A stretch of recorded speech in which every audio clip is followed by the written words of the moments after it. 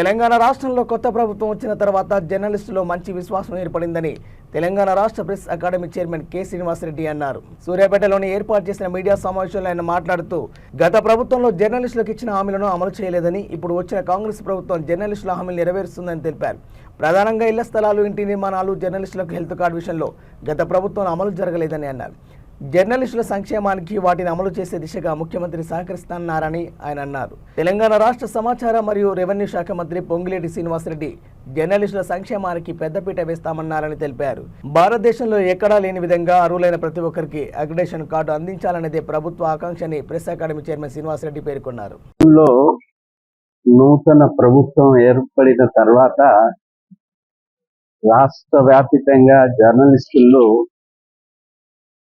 ఒక విశ్వాసమా, గత ప్రభుత్వము అమలు చేయలేకపోయిన అంశాల మీద ఈ ప్రభుత్వము అమలు చేస్తుందన్న భావన, వారు చేసిన ప్రకటనల మీద విశ్వాసంతో రాష్ట్ర వ్యాప్తంగా జర్నలిస్టులు ఉన్నారు.